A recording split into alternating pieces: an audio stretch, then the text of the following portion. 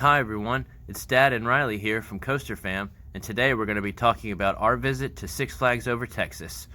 We decided to take a last-minute trip to hit Over Texas and Fiesta Texas this past weekend, and right off the rip, the view from our hotel room let us know that this park was huge, and we were going to have a blast with their awesome coaster collection. Let's jump right in. To start, the cleanliness and overall atmosphere of this park were really great. The staff were really friendly and helpful, very well trained, and the ride ops were very efficient. It's a very beautiful park with a maze-like layout.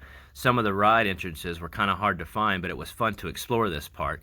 There's a bunch of shade to escape the 100-degree heat, which in August or July I imagine is unbearable. It was very hot here if you were in the sun. In the shade, not too bad, and there was a ton of that, so that was good. And we just so happened to go when they were trying out their new ride reservation system, which was pretty interesting. So right when you enter the park, they give everyone a wristband.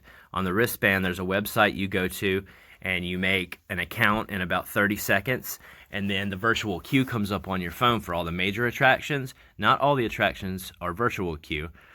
So immediately, we got into the virtual queue for La Vibora. It gave us a 15-minute wait, which means we didn't have to stand in a physical line for 15 minutes. It gave us time to let the kids ride something else while we waited. As the day progressed, the major attractions like Titan, Mr. Freeze, and New Texas Giant, the rides got upwards of 2-3 hour waits for the virtual queue. So that could be frustrating, I imagine, if this is your home park and you're not used to having to wait 2 or 3 hours to ride, something like that. We got to ride everything, but re-rides would have been tough if we didn't have our skips from our memberships. So overall, it's kind of a mixed bag with the ride reservation system. It's nice to not have to stand in the physical line, but I could see where it's frustrating. And something I should mention is that we went on a Sunday to Over Texas, and compared to Six Flags Over Georgia for a Sunday, it was packed. Like, there was a ton of people at this park for a Sunday. We were really impressed with the effort that they put into their Hallowfest decor at this park. Every inch of this place was decorated with scary stuff and Halloween, different theming. Even some of the stations had decorations and theming inside of them, which was very impressive.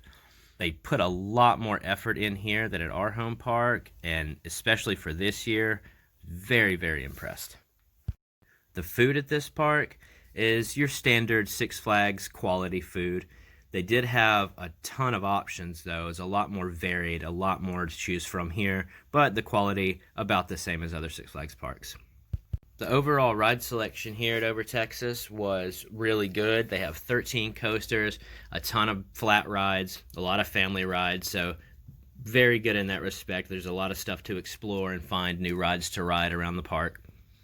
For kids rides, kids stuff, they have a bunch of this. They have a Boomtown area, like most Six Flags parks do, with kids stuff that's geared toward kids, and then there's some other family and kids rides scattered throughout the park.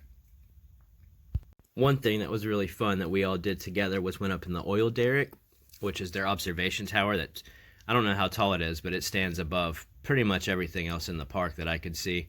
And you can see everything for miles from up there. It's a great bird's eye view of the park as well. Now for the coaster collection at Six Flags Over Texas. They have 13 coasters here. They have New Texas Giant, which is an RMC conversion like Twisted Cyclone. New Texas Giant is now in my top 3 coasters that I've ridden. They have Titan, which is the Giovanola Hyper, which is similar to Goliath and other B&M Hypers, but I would say it was not nearly as good as Goliath at Six Flags Over Georgia. They have Mr. Freeze Reverse Blast, which is a premier launch coaster, which was the surprise of our entire trip to me. It just absolutely blew my mind. I had to get a re-ride on that thing. They have a really good Old Woody and Judge Roy Scream, which was similar to Scream Machine, but not nearly as rough. They have La Vibora, which is an Intamin bobsled coaster, which is extremely unique. I don't even think there's many of these in the world, and it was quite a crazy ride. They have Runaway Mountain, which is an indoor kind of dark ride coaster, which was pretty intense. Pandemonium, a family spinning coaster, a 40 free spin and Joker, and a few more. Overall, top to bottom, I'd say this lineup is a lot more varied than somewhere like Six Flags Over Georgia.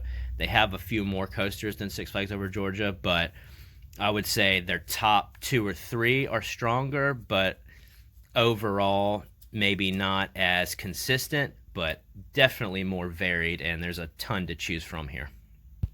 Oh, and one last coaster note to make is that their Schwarzkopf Shockwave, not even close to as good as Mindbender at Six Flags Over Georgia. What was your favorite coaster at Six Flags Over Texas, Riley? I liked Mr. Freeze Reverse Blast. Yeah, that was, once again, that was a mind-blowing ride that you have to get on. There's another one at Six Flags St. Louis, but they're the only two that exist, and they should definitely make more of these things. Now for the overall rating we'll give Six Flags Over Texas.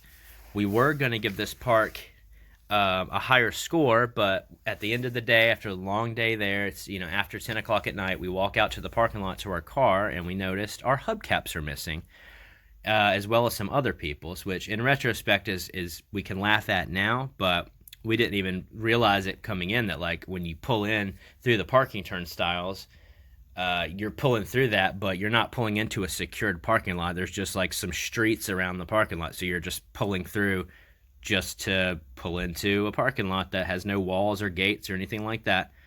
So we're knocking this down from an 8 to a 7. So Six Flags Over Texas will get a 7 from us. We didn't ever feel unsafe or anything like that in the parking lot. That was just something that happened, so not that big of a deal.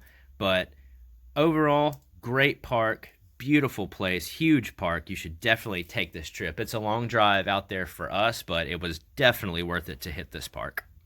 Well, that'll about do it from us here at Coaster Fam, so we'll talk to you guys next time. Bye.